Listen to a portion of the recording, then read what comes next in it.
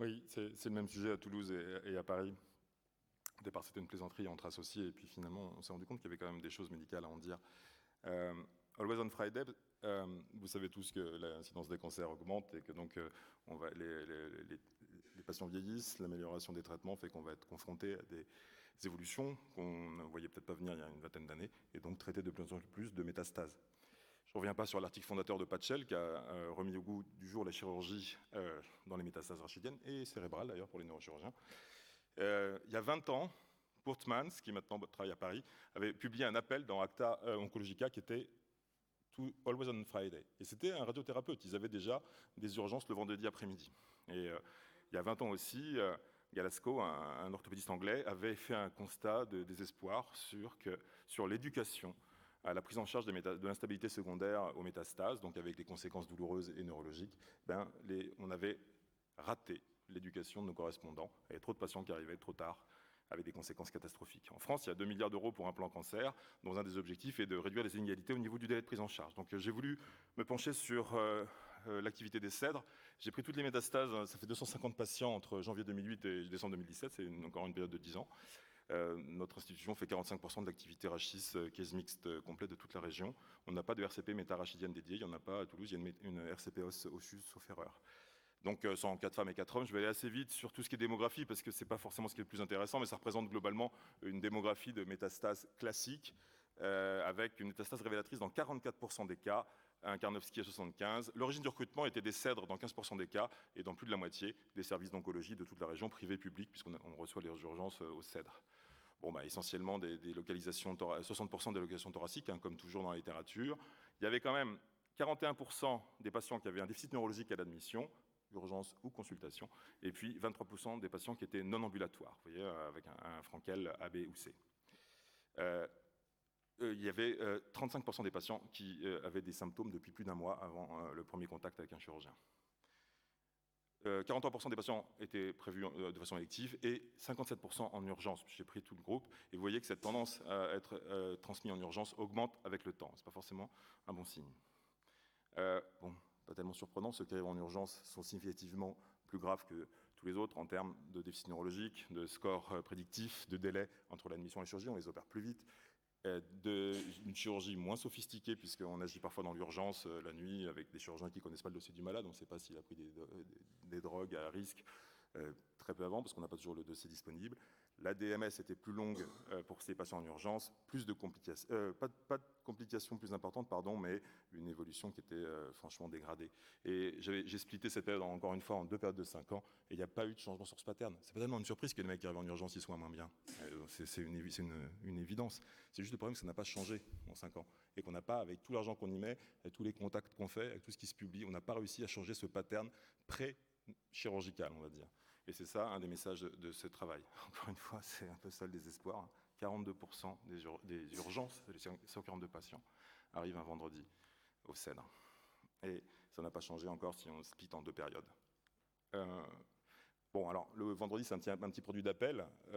Quand on considère les urgences des vendredis et des autres jours, ils sont significativement semblables en termes d'histoire clinique, d'état neurologique, et puis des décisions de la DMS et des complications. Mais malheureusement, ce n'est pas qu'ils sont très différents en termes d'urgence, mais ils arrivent plus le vendredi. Et pour moi, c'est ça le vrai problème. Dans ces 250 patients, il y en a 142, 57%, qui sont arrivés en urgence. Dans ces 142 patients en urgence, il y en avait 69, la moitié des urgences, qui avaient un cancer connu. Dans ces 69 patients qui avaient un cancer connu qui sont arrivés en urgence, il y en avait 36 qui avaient une métastase connue, c'est-à-dire déjà identifiée, 25% des urgences et la moitié des patients connus.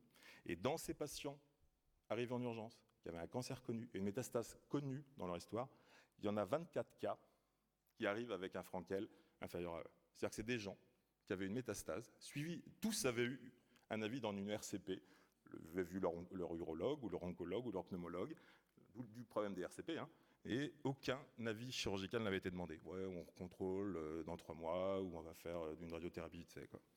C'est pas le problème, la mamie qui arrive, cancer inconnu, paraplégique, c'est triste, ça arrivera toujours du fin fond de l'Ariège, qui voulait pas montrer son sein à son médecin traitant. Le problème, c'est le mec qui a un cancer de la prostate, qui a une RCP qu'il a gérée dans les 6 mois, et on sait qu'il a une métastase, il n'y a aucun avis chirurgical qui a demandé, mais juste pour voir l'image, quoi. Et le mec, il arrive paralysé ou paralytique, c'est embêtant.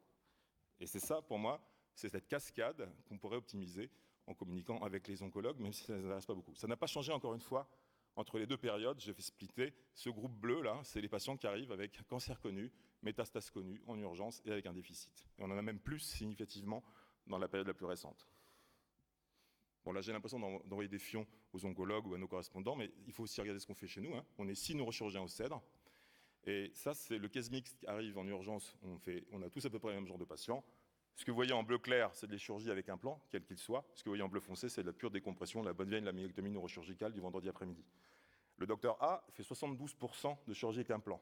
Sur les mêmes patients, le docteur F fait moins de 10% de chirurgie avec implant. Peut-être que le docteur A a foi dans le titane, mais le docteur F, il a vraiment foi dans la solidité de la vertèbre métastatique.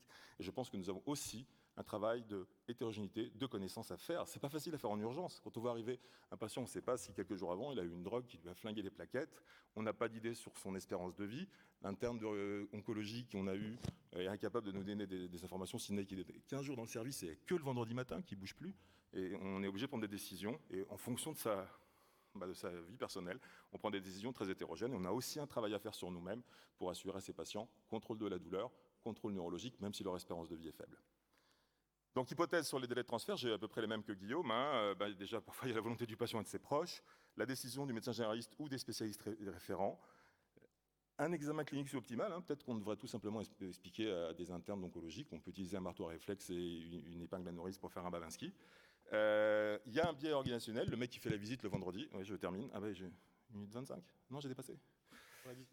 Difficulté d'accès à l'imagerie, organisation RCP, etc. Bref, voilà, nous, on a l'évolution à l'inverse de celle de Lille qui ont fait une RCP méta, qui ont vu leurs urgences décroître. Nous, au contraire, s'accroît, ce que je trouve être un mauvais signal.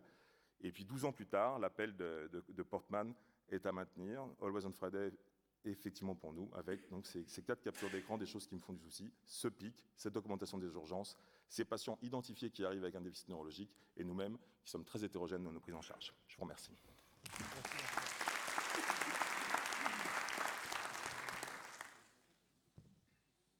Des commentaires, des questions courtes? Oui, je crois que je te remercie de ton papier. Je crois que ça plaide pour les RCP méta. Bien sûr. Parce que si on ne va pas dans les RCP pour donner son avis, discuter avec l'oncologue pour savoir exactement l'état du patient, mettre une stratégie en place quand devant une méta, on arrive à cette situation. Donc il faut aller dans les RCP, il faut monter des RCP méta. C'est peut-être la deuxième solution qui est la plus techniquement faisable. Aller sur une région, enfin, à Paris, mais sur une région comme Midi-Pyrénées, oui, et aller à toutes les RCP de tous les organes, à Castres, à Rodez, etc. Mais on a la télémédecine, on a maintenant des outils technologiques pour le faire, effectivement. Ça peut être fait par télémédecine, visioconférence, il y a plein de techniques. Ce qui me permet d'enchaîner en termes de télémédecine avec la e-réputation. Voilà, on apparaît sur les écrans. On l'a vu récemment cette